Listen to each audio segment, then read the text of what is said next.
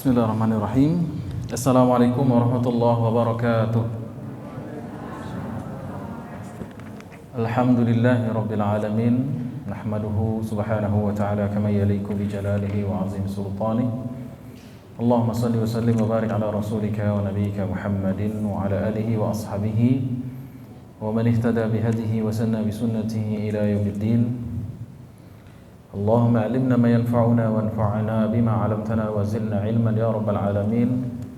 Rabbi shrah li sadri wa yassir li amri wa hlul 'uqdatan min lisani yafqahu qawli, amma ba'd. Bagaimana kabar Pak Ibu? Sudah makan pagi, sarapan? Tapi rasanya banyak yang puasa ini. Lemas. Baik, kita lanjutkan membahas surat At-Takwir. Ayat yang keberapa? Ayat yang ke-15. Benar 15? Lewat.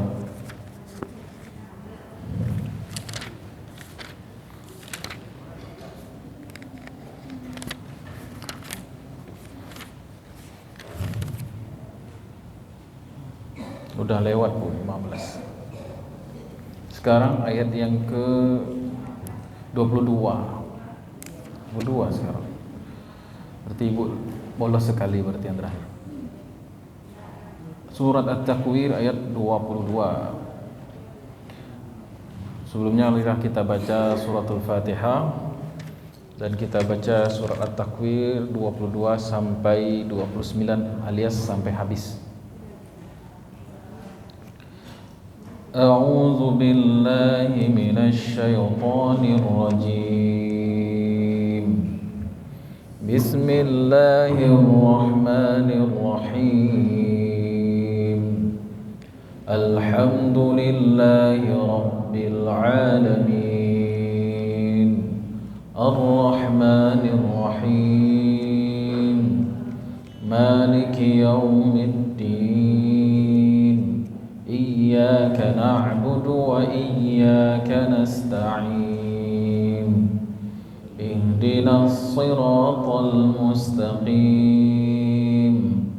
Siratal ladzina an'amta 'alaihim ghairil maghdubi 'alaihim waladdallin. Amin. وما صاحبكم بمجنون ولقد رآه بالأفق المبين وما هو على الغيب بضنين وما هو بقول شيطان رجيم فأين تذهبون إن هو إلا ذكر للعالمين لمن شاء منكم أن يستقيم وما تشاءون إلا أن يشاء الله رب العالمين. Sadaqallahul azim. Ayat 22 itu juga bagian dari jawab sumpah fala uqsimu bil khunnas. Kan ayat 15, 16, 17, 18 ini semua adalah sumpah, qasam. Fala uqsimu bil khunnas al-jawaril kunnas wal laili idza as'as was subhi idza tanaffas. Jawabannya itu semua innahu laqaulu rasulil karim. Bahwasanya Al-Qur'an ini ialah kalimat kalamullah yang dibawa oleh malaikat yang mulia yang memiliki kekuatan di sisi arsy Allah Subhanahu wa taala, yang ditaati oleh seluruh malaikat dan lagi terpercaya. Kemudian termasuk juga jawab sumpah atau muatan atau isi daripada sumpah Allah Subhanahu wa taala, yaitu wa ma sahibukum bimajnun. ma nafiyah, ba ziyadah sebagai penegas, benar-benar sama sekali sahibmu ini adalah bukan orang yang gila. Wa ma sahibukum bimajnun. Baik. Majnun sebutan bagi orang yang terkena al-junun. Apa itu junun?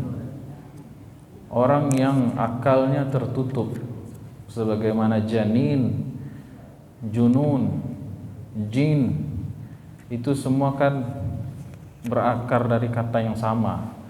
Huruf jin apabila bertemu dengan nun, maknanya tertutup, sesuatu yang tertutup. Jin disebut jin karena dia tertutup dari pandangan manusia. Janin disebut janin karena dia tertutup oleh perut ibunya. Majnun atau junun, gila, karena akal sehatnya tertutup. Jadi majnun orangnya, innahu majnun. Orang-orang musyrik mengatakan Rasulullah SAW itu gila. Orang-orang kafir Quraisy mengatakan Nabi itu gila karena mereka kebingungan menisbatkan atau memberi julukan kepada Nabi kita. Pada mulanya Nabi itu dikatakan penyair. Step awal, apa nih kira-kira gelar yang patut kita sematkan kepada Nabi, orang yang ngaku Nabi ini? Oh, dia kan membaca yang katanya Quran itu kalimat-kalimat yang indah, maka kita katakan dia penyair. Ternyata setelah diteliti bukan syair itu. Al-Walid bin Mughirah sebagai orang yang paling pakar dalam bidang sastra Arab mengatakan itu bukan syair. Lalu apa? Nabi Muhammad SAW mampu menyebutkan hal-hal yang akan terjadi dan memang terjadi. Oh, Muhammad ini kuhan. Apa itu kuhan? Tukang ramal. Dari penyair naik jadi tukang ramal. Karena yang dikatakan ini cocok semua, benar terjadi. Ternyata mereka belum puas, ingin lagi memfitnah Nabi Muhammad SAW. Nabi ini ucapannya bisa merubah seseorang yang tadinya begini jadi begitu, yang tadinya bersahabat bisa berpisah, yang tadinya mereka suka mabok, berjudi, berzina, tiba-tiba menjadi orang yang lurus. Ini tidak bisa dilakukan kecuali orang yang memiliki tenaga dalam atau tenaga supranatural. Maka lain lagi gelar mereka kepada Nabi, disebut Nabi sebagai penyihir. Tadi penyihir lagi, sahir. Awalnya disebut apa tadi? Syair, penyair. Kemudian Nabi disebut dengan kohan, ya, kohan atau kahin. Jadi naik terus nih. Pertama tadi apa Ibu? Syairun.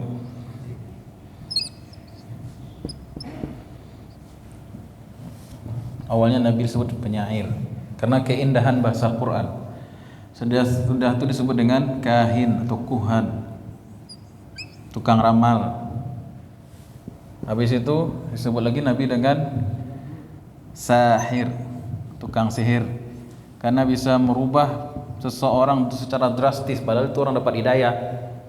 Yang tadinya mabuk, berzina, curang, ya kan, nyembah berhala, tiba-tiba bertauhid jadi orang baik. Allah bisa merubah orang di Muhammad, maka disebut dengan sahir, magic. Setelah itu baru terakhir Nabi dikatakan majnun, karena mereka kebingungan disebut syair, ternyata enggak. Quran itu bukan syair, disebut peramal juga enggak, disebut sahir juga enggak, penyihir. Akhirnya mereka putus asa lalu mengatakan Nabi itu gila, hasya, ya, majnun, ya.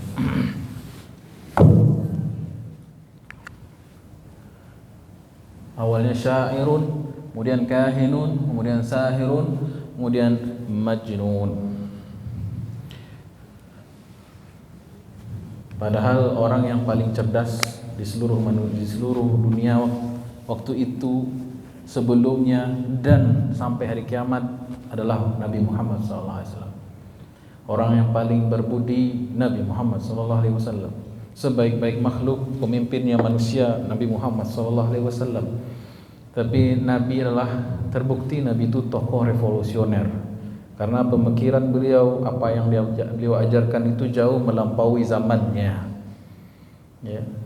Kalau orang itu sudah terlalu bobrok, ketemu dengan sesuatu yang baik, maka bertukar pandangan dia.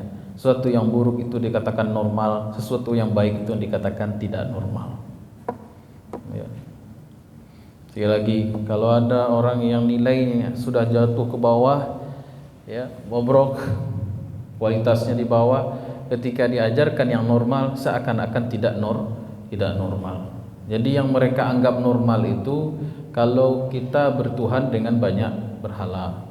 Disebut normal itu kalau perempuan tidak dapat waris, begitu juga anak-anak. Disebut normal itu kalau yang kaya, yang bermodal akan menghabisi orang-orang yang lemah. Disebut normal itu kalau manusia itu ada kasta-kasta perbudakan.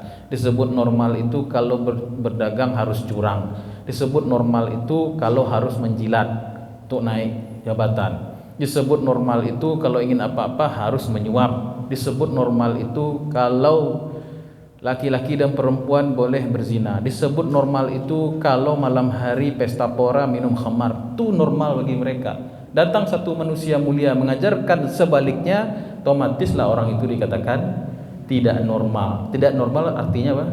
Gila. Sebenarnya mereka yang sudah gila. Coba tanya orang gilo, Bu. Gilo enggak? Enggak katanya. Kalau cowok tanya bergaul semuanya awalnya gilo gitu. Jadi terbukti bahwasanya memang Nabi itu adalah tokoh revolusioner. Karena orang kalau pemikirannya maju ke depan, lewat dari zamannya, maka bisa jadi orang itu disebut gila. Ini Muhammad ini gila. Mana mungkin PP pulang pergi Mekah ke Palestina dalam waktu semalam. Di tahun 580 atau di abad 6 Masehi itu gila. Tapi mungkin tidak sekarang Mekah Palestina semalam. Jangankan semalam, setengah jam putih mah pakai pesawat jet. Karena melampau daripada zamannya. Ya. Kalau sekarang, kalau dulu di zaman Abu Jahal pulang pergi Mekah Madinah dengan hanya semalam itu gila. Tapi di zaman kita biasa itu. Ya, jadi ini bukti bahwasanya Nabi Muhammad SAW seorang tokoh revolusioner. Ya, makanya beliau dituduh dengan gila. Kemudian yang kedua, membuktikan bahwasanya Nabi SAW memanglah beliau berdakwah tidak mengaminkan apa saja yang dilakukan oleh orang-orang. Tidak ada api, tidak ada asap kecuali ada api. Di mana ada api pasti di situ ada asapnya. Kecuali api biru, kompor ibu ya, ada asapnya. Dimaksudnya di mana di situ ada pengingkaran Rasulullah SAW, maka ini reaksi. Perkataan Majnun ini adalah buah dari aksi. Apa aksi Nabi? Ya dakwah. Jangan kalian menyerikatkan Allah, bertauhidlah, sembahlah hanya Allah Subhanahu wa taala. Tinggalkan itu berhala-berhala. Tinggalkan itu yang namanya kezaliman. Tinggalkan itu yang namanya perbudakan. Gila kau Muhammad. Jadi ini indikator ketika Nabi dikatakan gila, indikator bahwasanya Nabi itu bergerak. Tidak mungkin kita mencari keredaan manusia. Kalau seorang itu benar berada di jalan Allah, pasti akan muncul musuh. Tidak mungkin. Kalau ada orang kawan itu seolahnya, semua orang kawan sama dia, orang jahat, orang baik, semua kawan dia, berarti dia tidak punya prinsip. Kalau orang punya prinsip, pasti ada lawan tanding.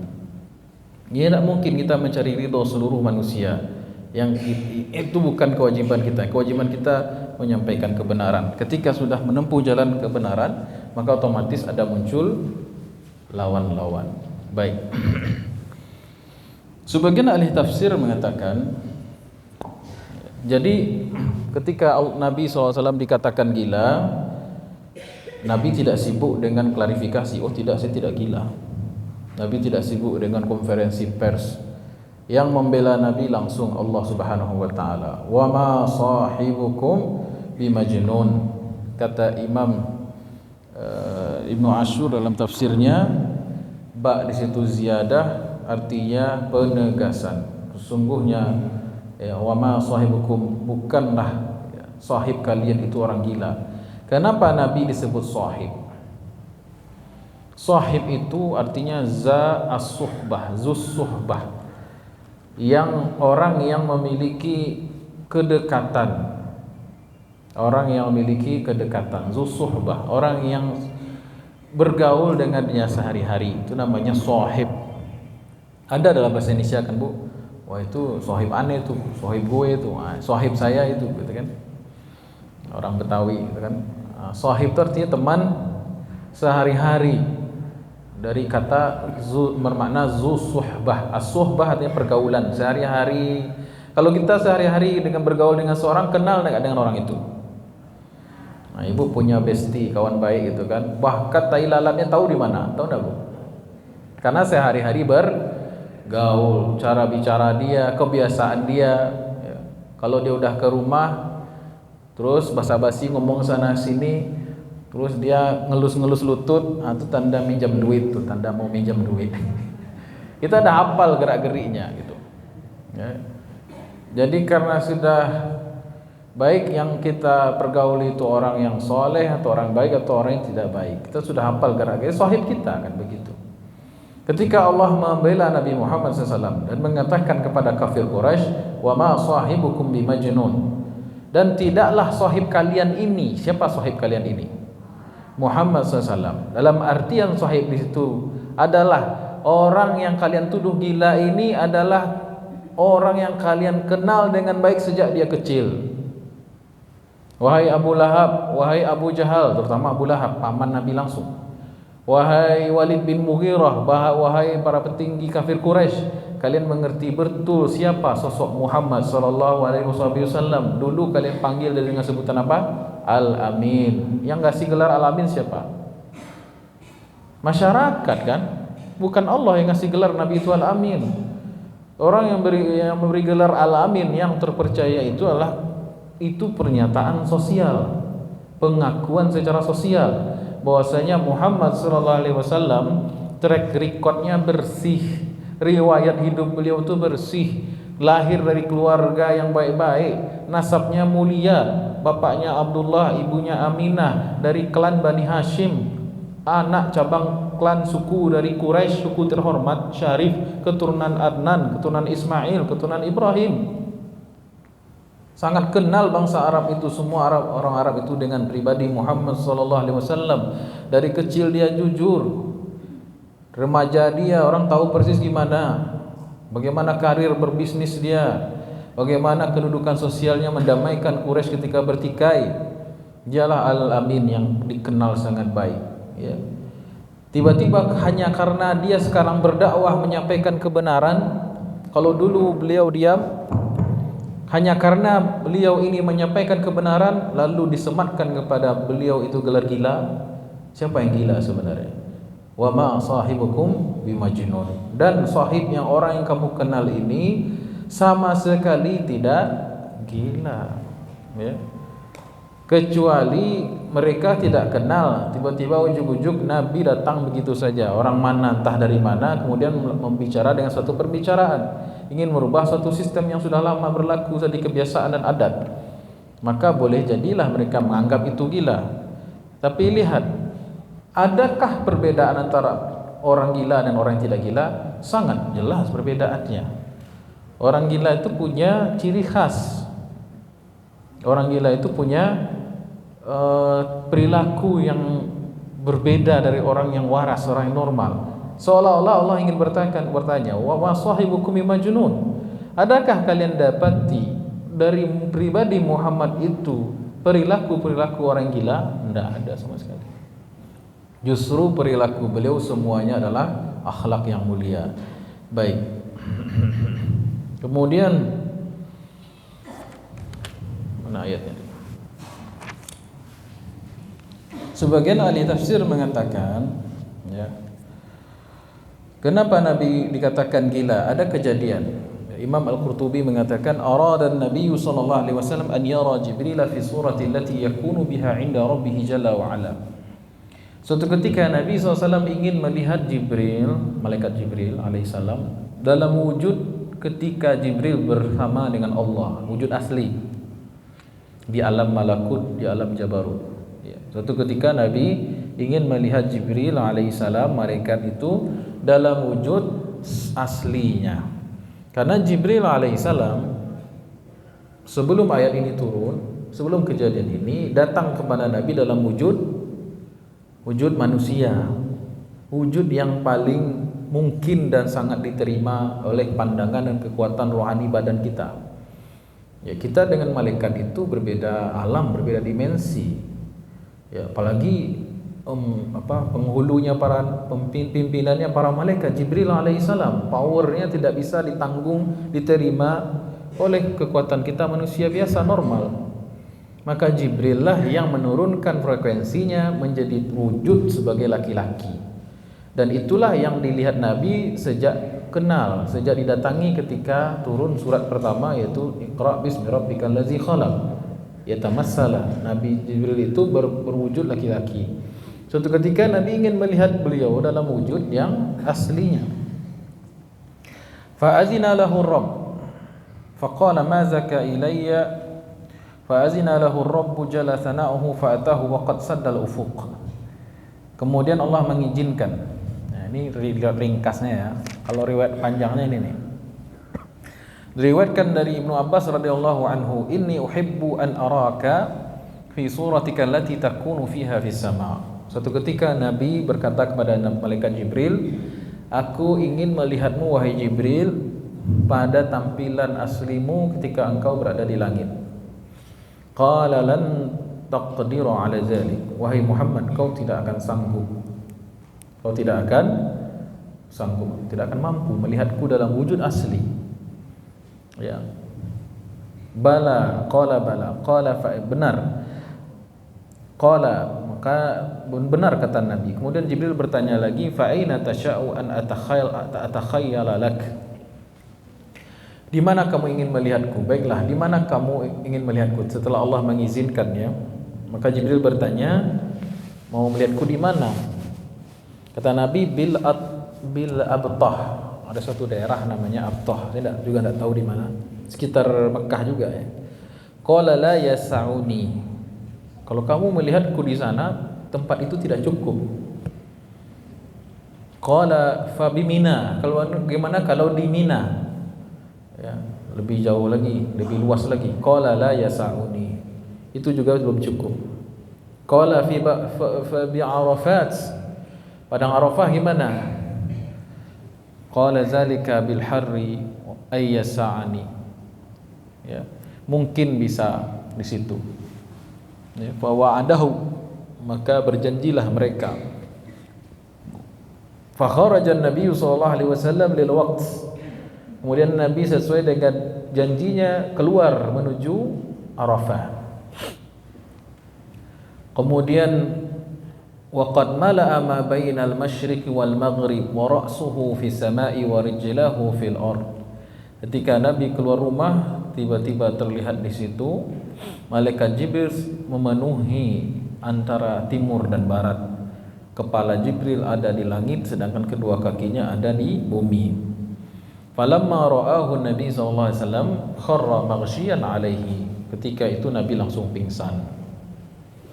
Fatahawwala Jibril fi suratihi. Kemudian Jibril kembali berubah wujud ke wujud biasa manusia, ya, kepada wujud biasanya beliau, yaitu wujud manusia biasa.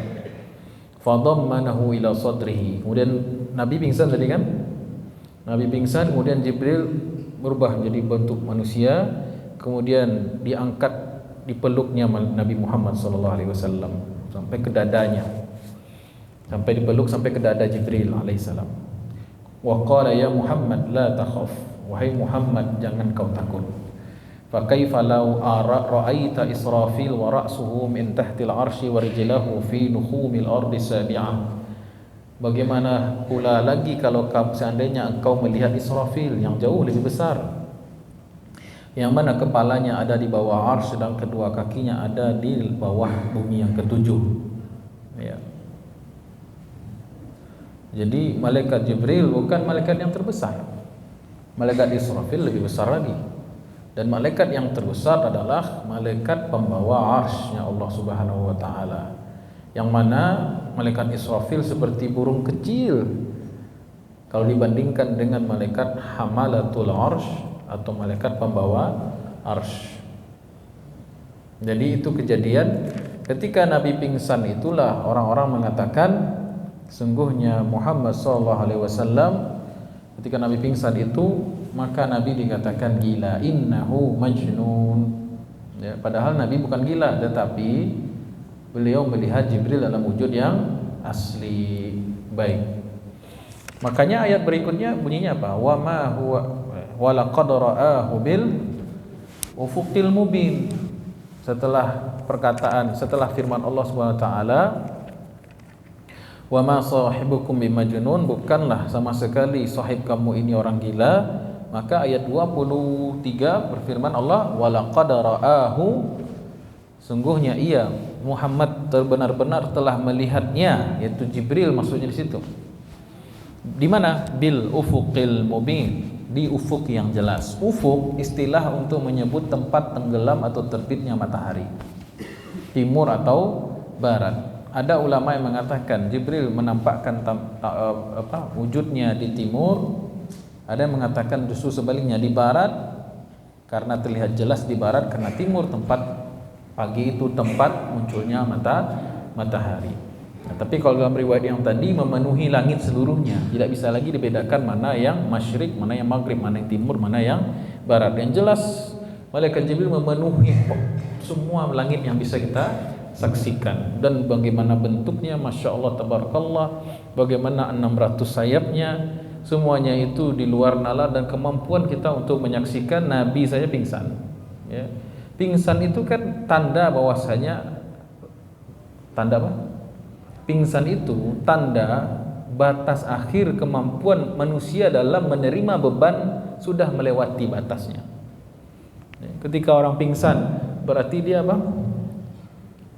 Kemampuan dia merasakan rasa sakit sudah sampai pada limitnya. Maka dengan rahmat Allah ada namanya pingsan. Kalau di manusia namanya pingsan, kalau di komputer namanya restart. Kalau komputer pula banyak aplikasinya, ya kan? Atau HP aplikasinya baru ada game, ada WhatsApp, ada YouTube, kuba salah di belakang itu banyak atau aplikasi jalan. Akhirnya apa, tiba-tiba hang. Sudah hang apa itu apa? Mati surang, ya kan? Kemudian hidup lagi dia. Itu tadi itu pingsan tuh.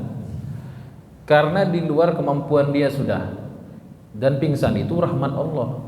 Ketika orang pingsan itu sebenarnya otak syarafnya diistirahatkan oleh Allah Subhanahu wa taala. Makanya orang yang baru bangun dari pingsan biasanya segar tuh. Lebih segar dibandingkan sebelumnya karena di restart semuanya. Ada yang pingsan, pernah pingsan di sini? Mau pingsan? Alhamdulillah. Ya. Jadi pingsan pun rahmat Allah. Begitu juga dengan kalau kita batuk atau bersin, itu rahmat Allah. Reaksi tubuh itu rahmat Allah. Kenapa bersin kita itu bersin? Kenapa ketika bersin kita bersin? Gimana pertanyaan itu? Kenapa kita bersin? Karena ada benda asing yang masuk. Apabila dimasuk ke dalam, masuk kotak, bisa sakit. Kenapa batuk? Karena tubuh membutuhkan itu untuk mungkin bernafas atau ada yang menghalangi jalan nafas, jalan udara. Kenapa tubuh kita panas? Itu juga reaksi tubuh untuk melindungi, antibodi bekerja ketika ada zat asing yang masuk yang bisa menyebabkan infeksi dan lain sebagainya. Begitu juga Nabi SAW, limit beliau di sini misalnya, kemampuan beliau. Tapi ini yang dilihat ini makhluk yang dimensinya, ya frekuensinya berbeda, yaitu Jibril alaihissalam, sehingga sudah pingsan. Dan masalah pingsan ini juga banyak disebutkan dalam Al-Quran. Di antaranya ketika Nabi Musa alaihissalam ingin melihat Allah.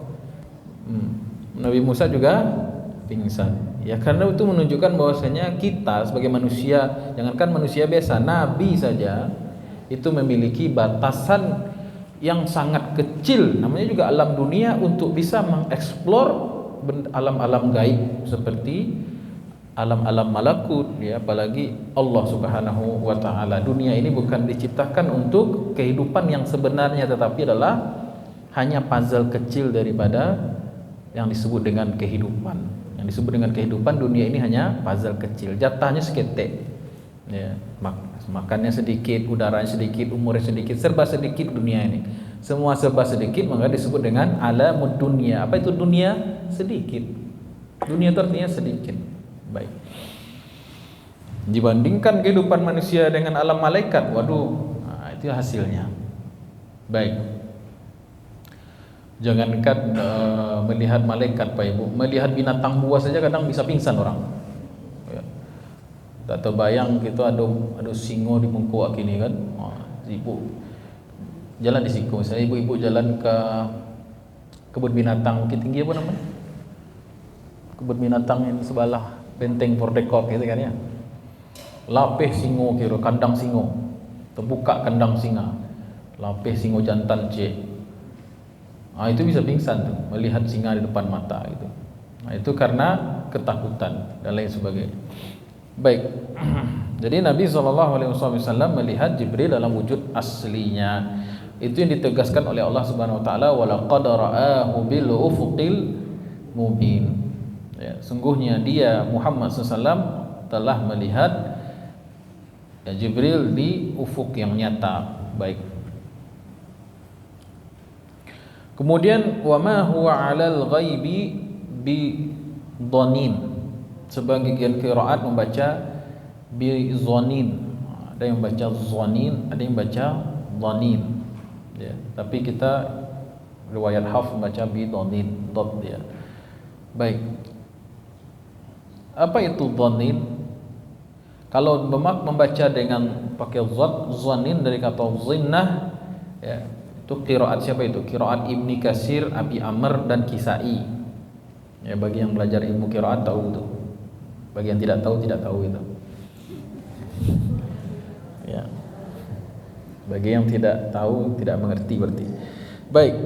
Jadi di sini ada dua qiraat. Qiraat Ibnu Katsir, Ibnu Amir dan Kisai membacanya bi dhanin. Al-dhanin bermakna zin, dari kata zinnah bermakna at-tuhmah. At-tuhmah itu fitnahan kalau bahasa Indonesianya, tuduhan tanpa bukti. Berarti ayatnya tafsirnya apa itu? Wa ma huwa 'alal ghaibi bidhanin, maaf. Dan Muhammad itu subhanahu wa ta'ala tidak pantas dicela, difitnah atas perkara gaib yang beliau terima atau beliau saksikan. Itu maknanya kalau kita pakai qiraat yang sebelah gitu ya. Dan kalau dhanin dengan dhad ya, maknanya bakhil. Jadi Allah Subhanahu wa taala menafikan sifat bakhil kepada Nabi Muhammad sallallahu alaihi wasallam. Bakhil terhadap apa? Terhadap semua hal. Kalau konteks ayat ini bakhil dalam perkara gaib. Nabi SAW tidak pernah korupsi ayat. Terima ayat, ini bagus ayat nih, surat nih, saya simpan sendiri gitu. Tidak ada itu. Ya. Nabi kalau dapat wahyu, dapat ajaran, dapat ilmu, simpan sendiri. Tidak. Nabi menyampaikan semuanya apa adanya. Bahkan ayat-ayat apa tuh? Bahkan ayat-ayat yang sekiranya rasanya itu kalau orang dia ahli politik atau orang dia punya kepentingan gitu ya, dia akan sembunyikan itu. Seperti ayat-ayat itab. Tahu Bapak Ibu ayat itab? Halo? Ada apa yang lewat? Tahu Ibu ayat-ayat itab? Ayat Quran itu ada sebut dengan ayat al-itab. Ain, itab.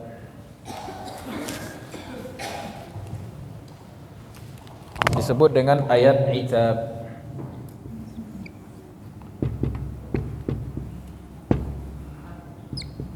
Itabun.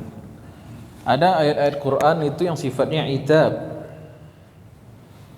Ayat-ayat teguran Allah pada Nabi.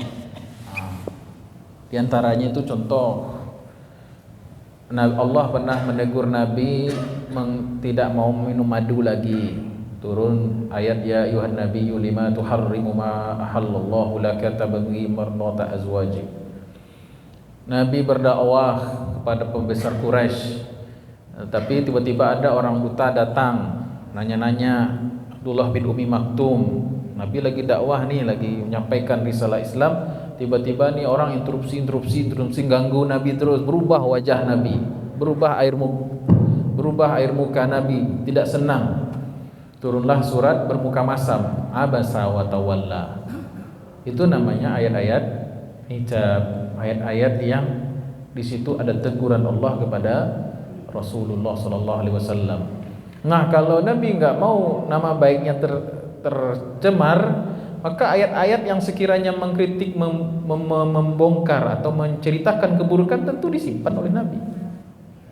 Tapi Allah mengatakan wa ma huwa 'alal ghaibi bidhanin.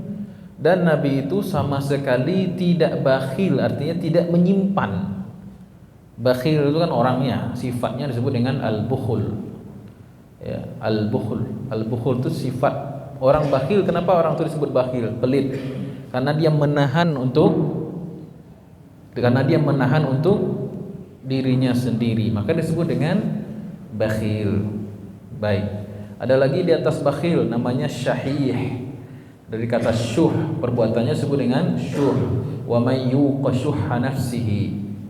Asy-syahih itu lebih parah lagi dari bakhil. Kalau bakhil dia menahan untuk diri dia sendiri, tidak pelit untuk dirinya. Kalau syahih dia untuk diri sendiri aja pelit. Ya. Kalau ada orang minum kopi, berdua dia datang ke kafe, dia pesan dia sendiri, kawannya tidak dibasuhan, kawan minum kopi itu namanya bakhil. Tapi kalau orang syahih, kopinya dah habis agak yangnya setengah. Jadi tidak mau beli yang kedua, maunya yang gratisan untuk diri sendiri pelit, itu namanya syahih. Baik. Nabi Muhammad SAW itu tidak bakhil. Artinya apa yang disampaikan oleh beliau semua itu bukan gimmick, emang asli. Beliau pingsan karena memang melihat Jibril, bukan gimmick. Ayat-ayat semuanya, baik ayat itu sekiranya bagus atau tidak menurut pemahaman kita, semuanya disampaikan oleh Rasulullah SAW. Ya. Dan itulah kehebatan bahasa Al-Quran dan ilmu qiraat. Dua-duanya Nabi baca. Nabi baca dengan za, Nabi juga baca dengan dhad. Wa ma huwa 'alal ghaibi bizanin. Nabi juga baca wa ma huwa 'alal ghaibi bidhanin. Ya, dengan dhad. Ya, kalau zanin tadi apa? At-tuhmah, atau Nabi itu tidak dicela terhadap apa yang beliau sampaikan atau yang beliau alami dari pengalaman ghaibiyah. Begitu juga Nabi itu tidak bakhil, tidak menyimpan untuk diri sendiri apa yang beliau ketahui dari ilmu-ilmu agama. Dari ayat ini maka timbul sebuah kaidah hukum, ya, bahwasanya seorang tidak boleh menyembunyikan ilmunya. Haram bagi seorang untuk menyembunyikan ilmunya, ya, dengan alasan apapun itu. Oh, dia tahu, saya tawadu. Bukan saatnya rendah hati. Rendah hati bukan begitu. Rendah hati itu orang yang menerima kebenaran dari manapun, itu sebut rendah hati. Bukan menyembunyikan kebenaran. Apalagi di zaman sekarang, Pak Ibu, ya, yang pakar di bidangnya, yang akademisi harus bicara dengan di tengah banyaknya kecurangan, manipulasi dan lain sebagainya. Ya, maka seorang yang dititipkan oleh Allah amanah ilmu, pengetahuan, jangan menyimpan pengetahuannya itu untuk diri sendiri. Tetapi kalau ada suatu persoalan mungkar, sampaikan, bagikan, share. Dan ada yang bilang share tadi. Ya, dibagikan. Kalau ditanya suatu perkara, sampaikan. Ya, jangan karena kita benci dengan orang yang bertanya, atau mungkin itu bisa membahayakan diri kita, atau karena memang tidak ada cuannya, ada proyeknya, diam. Maka ini awal daripada kehancuran suatu peradaban, yaitu masyarakat kalau yang pintar-pintar pada tidak bicara, sedangkan yang ngomong itu orang-orang yang tidak punya kompetensi, ya. Nggak terbayang ambo besok foto wakil presiden tuh bentuk. Perasaan dulu wakil presiden zaman ambo SD itu B.J. Habibie kan, keren itu Pak. Biarlah Soeharto presidennya kan, wakilnya B.J. Habibie kan, senang mau mencari gitu kan. Bapak Hamzah Has gitu kan. Nggak tahu mau besok kalau itu. Nah itulah. Kok sampai ke sana ya?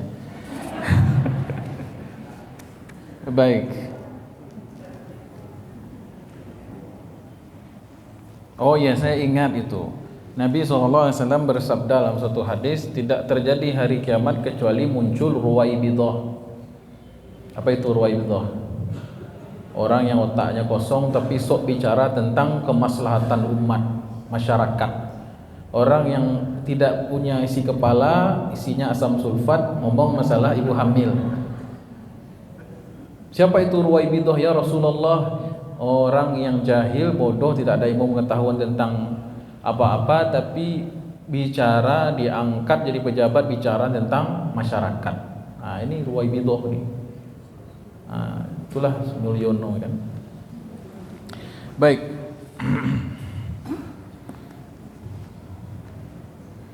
Jadi kalau wak bertanya ke ustaz Pak Ibu, begitu juga kalau kita bertanya ke ustaz, ke ulama, ke kiai, ke buya. Jangan kalau jawaban ustaz, buya, kiai itu ndak sosok sama keinginan awak, jangan wak berang. Serius, ada jemaah ini kadang bertanya, jemaah siko, jemaah sini jawab. Ada jemaah aku bertanya tentang fikih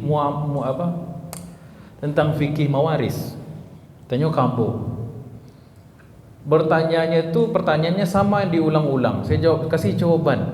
Begini Pak jawabannya, begini. Saya ulang ditanya lagi hal yang sama, begini Pak.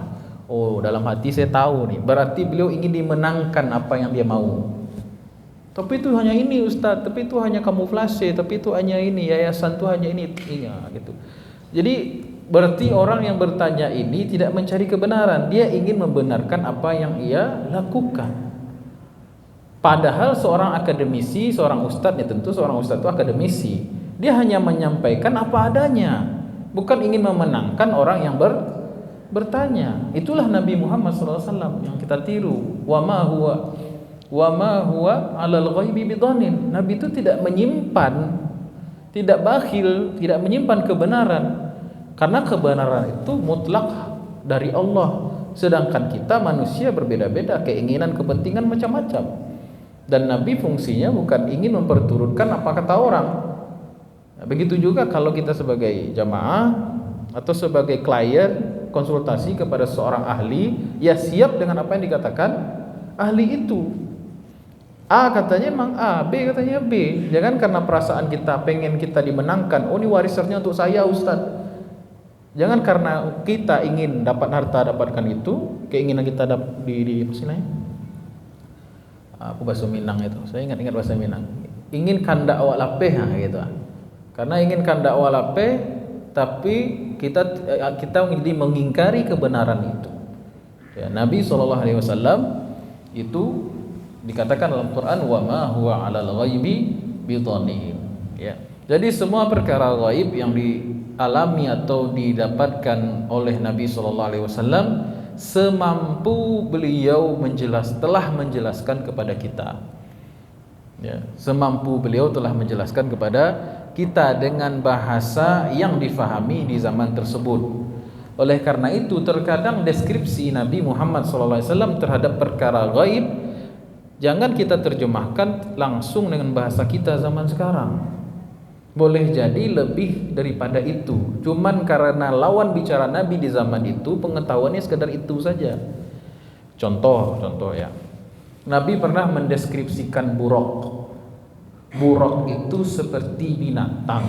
Tapi apakah buraq itu binatang? Wallahu a'lam.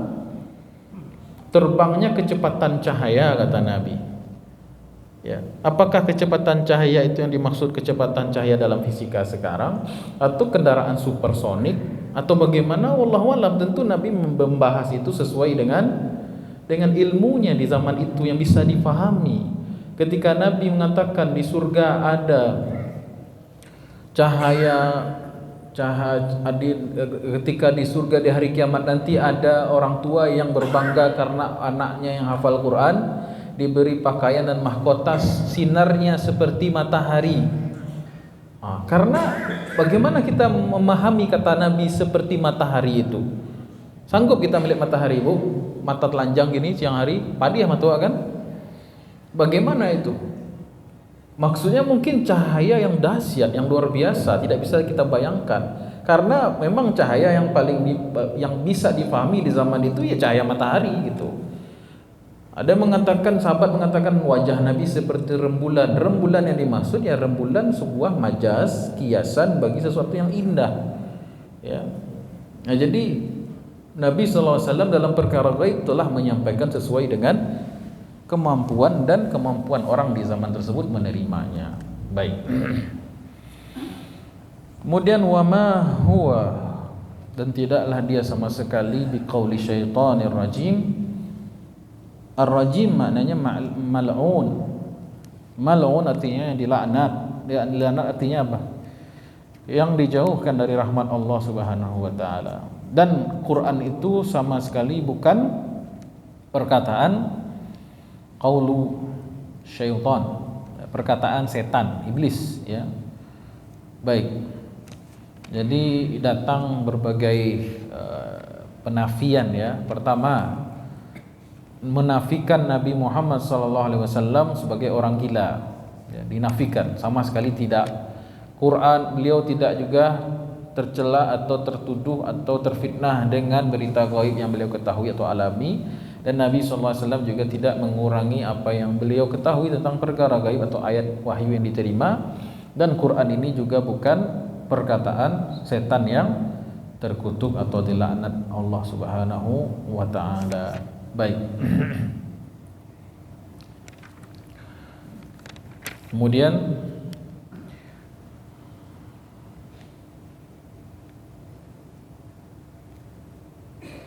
Fa'aina tazhabun.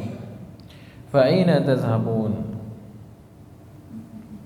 Kalau secara harfiah, secara bahasa simpel, ya, aina tazhabun artinya kemana kamu akan pergi? Kemana kalian akan pergi? Kalian lebih tepatnya itu kan. Tazhabun jamak, ya. Kemana kalian akan pergi? Ya. Maksudnya di sini sebagian ahli tafsir mengatakan setelah Allah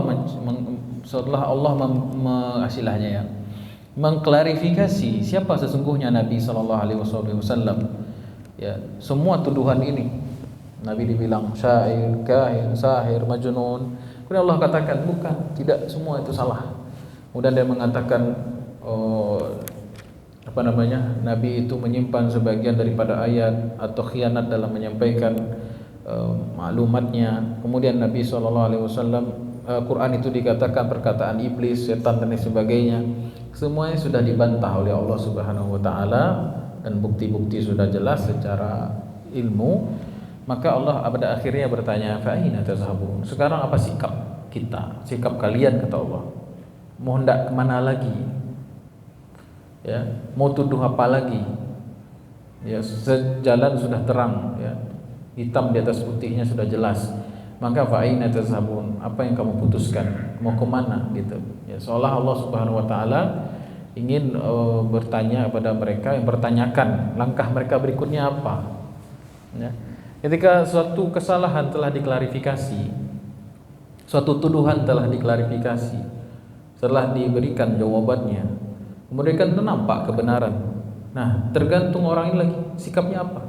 Mau tetap menuduh Nabi gila, bertahan dengan kekafirannya, tetap menuduh Nabi dengan tuduhan mungkin yang lain yang lebih daripada ini, sedangkan semuanya sudah terbantah oleh fakta dan wahyu Allah Subhanahu wa taala.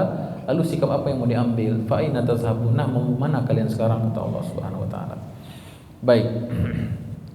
Kemudian Allah menyebutkan hakikat Quran, in huwa illa zikrun lil alamin. Tidaklah Quran itu kecuali dia adalah peringatan bagi alam semesta.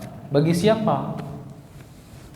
Jadi Quran ini dalam ayat yang lain dikatakan innaha tazkirah. Sungguhnya Quran itu adalah Tazkirah, peringatan. Peringatan itu pada dasarnya tidak ada hukumnya, netral. Barulah peringatan itu bermanfaat kalau yang diberi peringatan mematuhi, ya enggak Pak Ibu? Halo?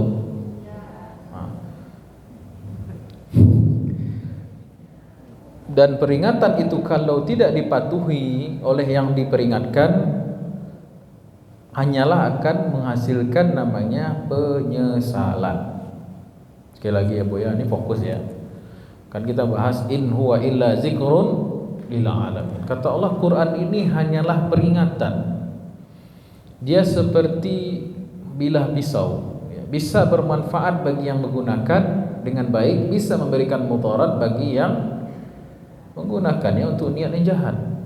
Ya. Kan dikatakan dalam Al-Quran, wa yunazzilu minal Qur'ani ma huwa syifaa'un wa rahmatun lil mu'minin. Quran itu satu sisi dia menjadi syifa, obat, penyembuh, syafaat, penolong, rahmat bagi orang yang yakin. Kemudian satu sisi Quran itu bisa jadi apa? Wala yazilu zalimina illa khasara, kerugian bagi orang yang zalim. Nah, begitu juga. Jadi Quran ini sebuah zikir atau tazkirah, peringatan. Peringatan tidak ada hukumnya, ya. Ketika peringatan itu mau berbuah menjadi sesuatu yang manis, patuhi dia. Kata peringatan itu ingin berbuah menjadi sesuatu yang pahit, langgar saja. Kan begitu. Misalnya ada seorang yang sakit gula stadium 1, ya, diabetes meletus, ya. Ada seorang sakit gula tapi masih stadium awal. Anggaplah, saya juga nggak ngerti ilmu medisnya. Kemudian dokter mengatakan, Pak, sekarang mulailah rajin olahraga, minum ini supaya pankreasnya bisa berfungsi menghasilkan insulin dengan baik, makannya tolong dijaga, jangan lagi makan kue tart, kue-kue manis-manis, tolong dijaga dulu, berbanyak olahraga, stres kelola dan lain sebagainya. Peringatan enggak tuh? Peringatan kan dari orang yang berilmu dalam hal ini medis, ilmu kedokteran gitu ya. Satu, si A nih, datang lagi si B dengan penyakit yang sama, persis kadar gulanya sekian dalam darah. Kata dokter tentu sarannya juga sama yang tadi, karena penyakitnya A dan B tidak saling kenal, gitu kan? Kemudian dikatakan dokter, Pak, jaga olahraganya, sekarang mulailah rajin olahraga, gerak minimal sepekan olahraga sekali 2 kali, sehari setengah jam, kurangi makan yang manis-manis, minum obat ini, herbal ini supaya nanti pankreasnya bisa sehat dan menghasilkan insulin untuk mengolah gula, mengubah jadi energi, tidak tertumpuk dalam darah. Dijelaskan sama dokter dengan baik, sama dengan baiknya yang tadi, yang A. Tetapi bedanya si A sama si B, si A ini dia patuh, dia kerjakan dengan seluruh peringatan dokter itu. Walhasil 2 bulan 3 bulan kemudian dia cek lagi, oh Pak sudah normal, sehat katanya. Peringatan berbuah manis. Nah, datang si B tadi. Si B itu, oh apa yang dikatakan dokter kebalikan dia kerjakan. Kata dokter olahraga, dia enggak olahraga. Kata dokter jangan makan yang manis-manis, dia makan manis-manis. Kata dokter jaga stres, dia malah banyak pikiran dia. Pokoknya apa yang dikatakan B kebalikan dia kerjakan. 3 bulan tiba-tiba penyakitnya makin parah. Itulah peringatan berbuah penyesalan. Nah, begitu juga Quran itu peringatan. Inna hazihi tazkirah, in huwa illa zikrun lil alamin. Quran ini visinya tuh internasional, alamin, bahkan semesta alam. Bagi siapa bermanfaat peringatan ini? Bagi yang patuh. Bagi yang tidak patuh, ya sudah menjadi penyesalan. Kayaknya nanti ada kalimat-kalimat penyesalan nanti di ayat-ayat kan. Ya laitani qaddamtu li hayati wa yaqulul kafiru ya laitani kuntu turaba ya wailata ma li hadzal kitab la yughadiru saghiratan wala kabiratan rabbana absarna wa sami'na farji'na na'mal salihan. Itu semua kan kalimat-kalimat penyesalan karena apa? Karena Quran, peringatan Quran berbuah menjadi penyesalan karena dia tidak mematuhinya. Tapi lihat orang yang mematuhi peringatan Quran, ayatnya lain lagi ceritanya. Wa wujuhu yawma idzin nadhirah, wujuhu yawma idzin naimah. Pada waktu itu wajah berseri-seri, wajah itu bercahaya dan lain sebagainya, melihat karunia Allah Subhanahu wa taala. Itu yang disebut dengan peringatan berbuah manis. Nah, kita yang mana nih? Pasien A atau pasien si B? Nah, kan begitu. Nah, masalahnya ada juga yang tidak konsultasi, itu masalahnya, tidak mengkaji Quran. Nah, akhirnya tidak konsultasi kan. Baik. Maka kalimat zikir atau tazkirah atau peringatan Quran itu diikat oleh satu, pertama, liman syaa minkum ayyastaqim. Nah, tunggu sebentar. Sebelum kita bahas itu, kita garis bawahi dulu lil alamin. Quran ini adalah peringatan untuk al-alamin. Alamin itu jamak dari alam. Alam itu ya alam. Alam manusia, alam jin, alam malaikat, alam semua alam. Nah, dalam ayat yang lain dikatakan wa ma arsalnaka illa kaffatan linnas rahmatan lil alamin. Nabi Muhammad SAW diutus sebagai rahmat semesta alam. Baik. Makanya agama Islam adalah agama misi, agama dakwah. Jangan sampai Al-Quran ini tidak kita sebarkan. Ada ibu-ibu bule orang Amerika apa Kanada, Amerika, saya nonton di YouTube. Sambil menangis dia mengatakan, kok tidak ada, udah tua, umur 80, 60 gitu, masuk Islam. Lalu dia berkata begini, kenapa orang Islam tidak baru saat ini mereka mengajarkan, menyampaikan kepada saya Al-Quran katanya. Kemana saja selama ini orang Islam katanya. Nah, itu kan jadi introspeksi buat diri kita. Jadi kita masih menjadikan Quran itu kadang bukan lil alamin tapi lil lokaliyin, ya, lokal, untuk kawasan lokal saja. Harus punya kita misi menyampaikan Quran dimanapun kita berada, lil alamin. Baik, kemudian bagi siapa manfaat peringatan Quran itu sampai atau bermanfaat? Satu, liman syaa minkum aystaqim. Nah, di sini tuh ada tiga ini, Pak. Ada 3 rantai yang wajib kita pahami dengan baik. Bagaimana hidayah itu berlaku atau sampai kepada seseorang.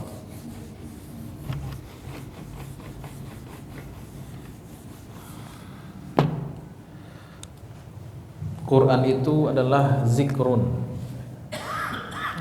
Ya, rantai pertama kita sebut Quran itu sebagai zikrun. Nampak, Bu?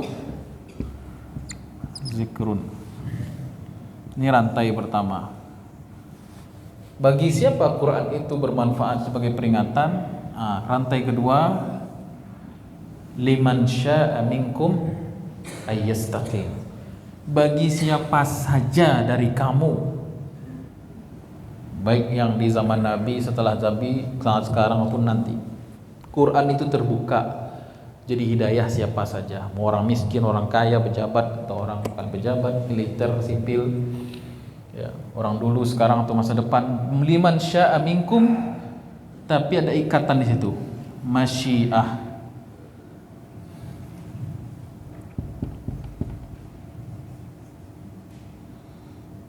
Saya kasih istilahnya di masyiatu nafs.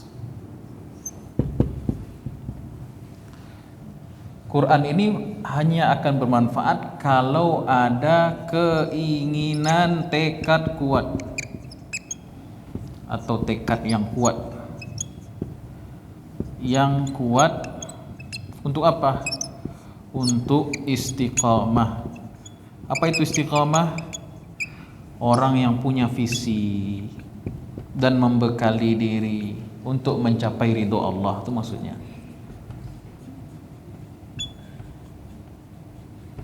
Nih. Jadi kalau kita sudah punya tekad, keinginan kuat untuk mencapai ridho Allah, visi hidup kita untuk mencapai ridho Allah, cocok Quran sama kita. Cocok Nabi sebagai uswah kita. Syaratnya itu memang liman kana yarjullah wal yaumil akhir laqad kana lakum fi rasulillahi uswatun hasanah. Liman kana yarjullaha wal yaumal akhir. Sungguh pada diri Nabi Muhammad itu ada teladan yang baik. Bagi siapa? Siapa yang menginginkan Allah dan hari akhir, itu Allah dan hari akhir.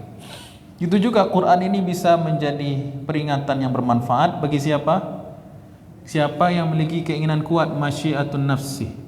Liman syaa minkum an yastaqim, yang mau istiqomah. Siapa yang mau punya visi capai ridha Allah, cocok Quran sama dia.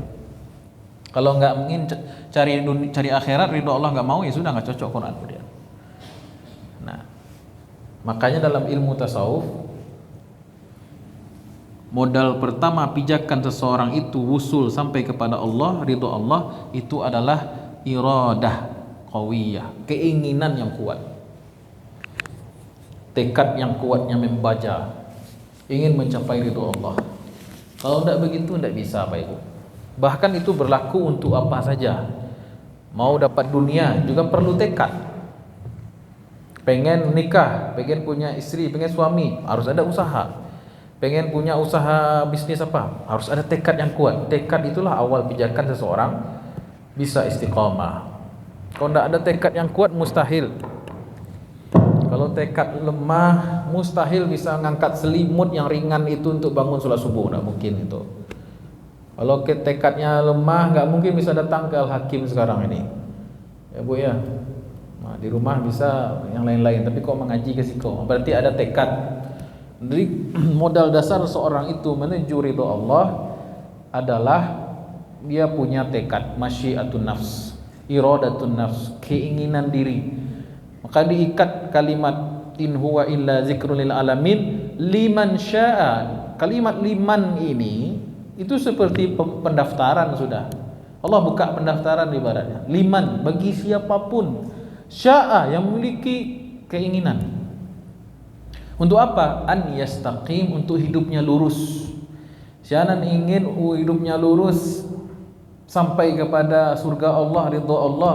Siapa yang ingin penghasilannya halal, thayyibah, ikut petunjuk Allah, keluarkan zakatnya kalau sudah wajib.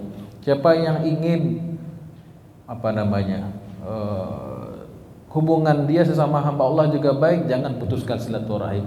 Siapa yang ingin begini, semuanya ada dalam tuntunan syariat. Jadi kuncinya itu keinginan dulu, keinginan. Tapi keinginan bukan sekedar wacana ya, beda itu. Itu namanya angan-angan gitu. Ya. Allah ingin juga Ustaz, ingin tobat, tapi tidak ada usaha, itu bukan keinginan, itu namanya angan-angan. Itu namanya at-tamanni. Kalau ini masyiah atau al-azmu atau azam, ya. Kalau hanya angan-angan, kalau hanya ingin sekedar pengen tapi tidak ada usaha dan ikhtiar, itu namanya apa? Angan-angan belaka. Baik, sudah sampai sini? Belum selesai. Ini baru rantai kedua, rantai ketiga. Rantai ketiga sekarang. Nah, ini yang paling besar rantainya. Apa itu? Lanjut ayatnya. Liman syaa minkum ayyastaqim.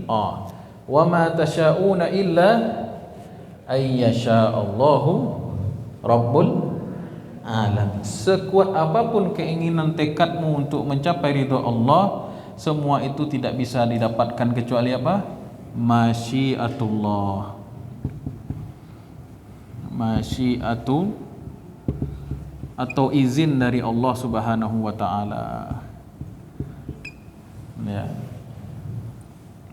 Maksudnya apa? Jangan mengandalkan kekuatan keinginan kita belaka, tetapi harus ada sungguh-sungguh dalam berdoa, kesungguhan dalam berdoa,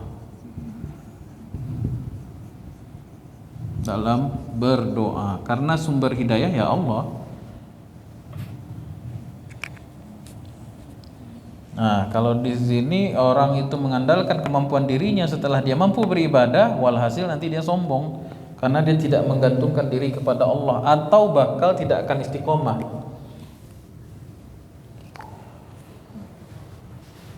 Nah, jadi yang ketiga adalah masyiatullah, yaitu keinginan atau izin dari Allah Subhanahu wa taala. Maka terlahir dari sini apa? Doa yang sungguh-sungguh. Ya. Jadi hidayah milik Allah Subhanahu wa taala, minta kepada yang punya, yaitu Allah. Bagaimanapun sekuat apapun keinginan kita, kalau tidak bersandar kepada Allah, yang tidak dapat.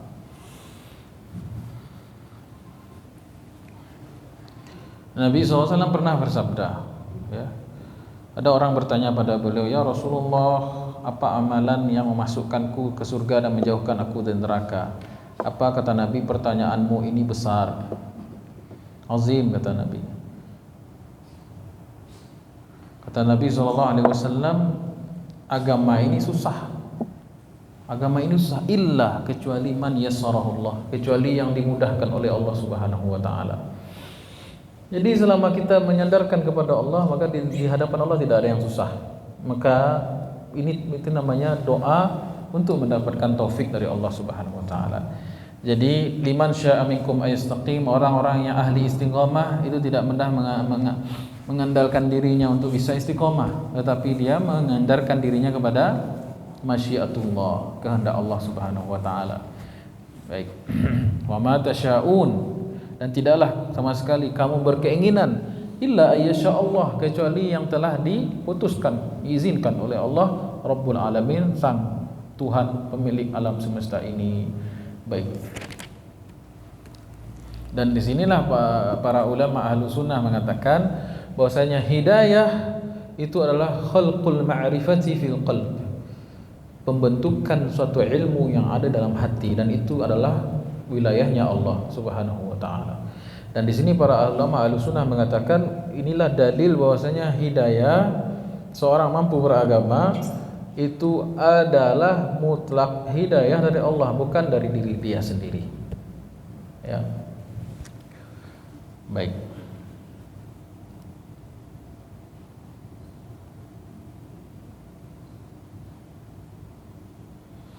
Berkata nih para ulama, diantaranya Imam Al-Qurtubi, fabayyana bihaza annahu la ya'malu al-'abdu khairan, tidaklah seorang hamba bisa berlakukan suatu amal yang baik illa bi taufiqillah, kecuali orang itu mendapatkan taufik dari Allah, pertolongan dari Allah. Wala syarran illa bi khidlanihi, dan tidaklah orang itu melakukan sebuah keburukan kecuali itu adalah dari kehinaan dirinya. Ya. Wa qala al-Hasan, dan berkata Imam Al-Hasan Al-Basri, wallahu ma sya'atil Arab al-Islam hatta sya'ahu Allah laha, tidaklah orang Arab, ya, itu mulia dengan Islam kecuali Allah berkehendak bagi mereka. Ya. Wa qala Wahab bin Munabih, qara'tu fi 87 kitaban mimma anzalallahu 'ala al-anbiya man ja'ala ila nafsihi syai'an minal masyiah faqad kafar. Waduh. Berkata Wahab bin Munabih, aku telah membaca di berapa nih? 87 kitab, ya. Kitab-kitab sebelumnya, kan? Mimma anzalallahu 'ala al-anbiya, kitab sebelumnya turun kepada Nabi. Dia berkata, man ja'ala ila nafsihi syai'an minal masyiah, siapa yang menggantungkan dirinya kepada keinginannya saja, tak menggantungkan kepada Allah, faqad kafara, sungguh dia telah kufur, dia adalah kafir. Jadi itulah yang menyebabkan kenapa Fir'aun, Namrud, ya, orang-orang yang dilaknat oleh Allah dalam Al-Quran itu terlaknat. Kenapa? Karena apa yang mereka peroleh dari pencapaian hidup, mereka klaim sebagai usaha sendiri. Kenapa sombong itu muncul? Karena menganggap suami saya kan punya saya, ya, harta saya kan punya saya, semuanya itu punya saya judulnya. Sehingga apa? Menafikan peran Allah Subhanahu wa ta'ala. Disitulah muncul ujub, sombong, takabur, takasur, dan lain sebagainya. Baik. Suami ibu punya ibu, Bu? Enggak. Suami ibu punya Allah Subhanahu wa ta'ala. Bedanya kalau wak berkeyakinan suami itu punya kita atau suami itu punya Allah. Kalau kita meyakini suami itu punya kita, wafat suami, tidak terima, kita takdir, bisa gila. Tapi kalau kita tahu bahwasanya suami itu punya Allah Subhanahu wa ta'ala, bahwasanya rezeki itu bukan suami yang berikan, rezeki itu siapa yang berikan? Allah Subhanahu wa ta'ala. Suami hanya perantaraan. Maka tidaklah kehilangan dia. Baik, kehilangan normal, ya, wajar kalau sedih meninggal, namanya meninggal keluarga, wajar sedih, gitu kan. Tapi tidak menyebabkan seseorang terguncang jiwanya, disebabkan karena apa? karena dia yakin bahwasanya jiwanya milik Allah Subhanahu wa taala. Jadi kalau mencintai itu apapun di dunia ini Pak Ibu, ini nasihat buat diri saya juga. Di dunia ini dicintai sekedarnya saja. Ya. Jangan dicintai berlebih-lebihan. Kalau nanti kehilangan ya. Jadi kalau kita di dunia ini kita mencintai sekedarnya. Cinta dalam hati saja, jangan sampai ke jiwa. Ya. Kalau cinta dengan hati itu cukup ya.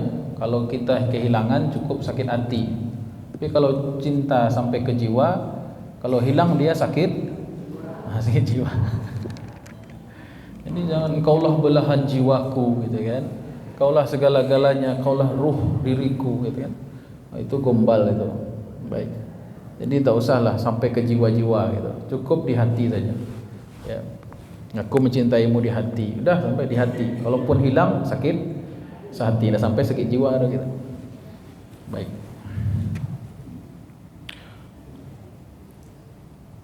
Baik, ada pertanyaan sampai sini Pak Ibu? Tak terasa 11.22 aja. Yo, silakan Bu, silakan. Mana nih? Oh ya. Apa Bu?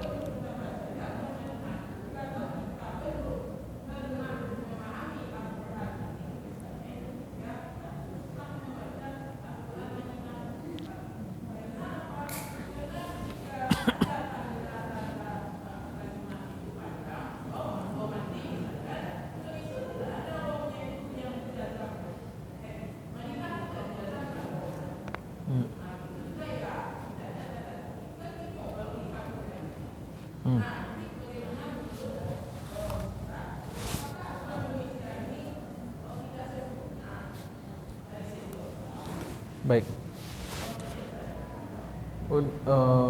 Terdengar ya Bu ya pertanyaannya Pak? Baik. Tanda wakaf dan ibtida itu hasil ijtihad para ulama. Bukan sesuatu yang mutlak. Tanda wakaf yang berada dalam satu ayat itu hasil ijtihad para ulama. Nah, kalau disebut hasil ijtihad, itu kan hasil pemikiran, hasil kesungguhan untuk memikirkan di mana kira-kira wakaf yang paling afdal gitu kan. Nah, namanya hasil ijtihad tentu satu dengan yang lainnya bisa berbeda-beda. Nah, misalnya Quran cetakan Madinah, tim yang menulis wakaf tidak itu lain dengan tim yang lain, Quran dicetakkan lain. Itu sebabnya berbeda. Baik. Kalau saya mau sarankan, boleh sarankan Ibu ya. Kalau kita mengaji itu pakai satu Quran yang sama. Jangan di rumah Qurannya lain, sampai mengaji lain dulu Qurannya. Begitu juga kalau menghafal Quran. Pokoknya kalau mengaji Quran ini Quran jangan bertukar-tukar.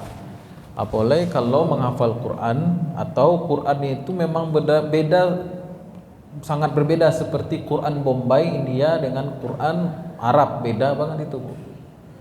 Jadi posisinya berbeda, ya, jumlah halaman per juznya pasti berbeda, khatnya berbeda, tanda bacaan yang lainnya pasti berbeda. Jadi saran saya yang pertama, pegang satu jenis mushaf saja. Kalau ditanya jenis mushaf yang mana Ustadz yang bagus untuk belajar, kalau untuk belajar mending Quran Madinah. Quran Indonesia ini memang untuk orang Indonesia yang tidak akan rasanya mempelajari bahasa lebih tinggi, bahasa Arabnya tinggi gitu. Makanya banyak wakaf alif atau hamzah wasol itu ditulisnya tanpa tanda wasol, langsung aja pakai harokat a gitu atau i kasrohnya gitu. Sedangkan kalau dalam ilmu bahasa Arab itu asing sebenarnya. Saya kalau baca Quran Quran Indonesia Bu, ya agak-agak nyeringit kepala saya lihatnya gitu. Kok begini sih gitu kan? Langsung di-cut aja gitu. Nah, contohnya apa ya? Kalimat ihdina contohnya kan. Kalau Quran Arab kan begini tulisannya. Gitu kan Bu ya? Ini kan tidak ada harokat kan? Ini alif wasol kan, hanya ini aja kan, ihdina langsung kan, sirat mustaqim gitu kan. Nah ini masalahnya di sini nih. Kalau Quran Arab ya begini, walaupun pada mulanya kita akan kesulitan bacanya gimana nih gitu kan. Ya kalau ihdina mah sepele karena udah hafal Fatihah gitu kan. Tapi kalau di ayat-ayat yang lain gimana? Gimana caranya itu? Awal-awal mungkin kesulitan kita. Awal-awal kita akan kesulitan menentukan bunyi ini, ya. Tapi kalau kita mau serius belajar, terus sabar dan serius belajar, kita akan paham bahwasanya ini fi'il amar, bermanfaat ke depannya, jauh manfaatnya. Ya. Ketemu ayat sebelumnya apa? Maliki yaumiddin, ya kana berdua ya kana nasta'in. Di sini kan nasta'in nih.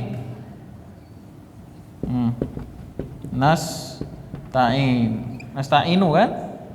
Nah, karena ini dia hamzah wasal, berarti kalau dia bersambung dianggap tidak ada. Jadi nasta'inu dinasirata. Kan begitu kan? Nah, kalau Quran Indonesia kan enggak.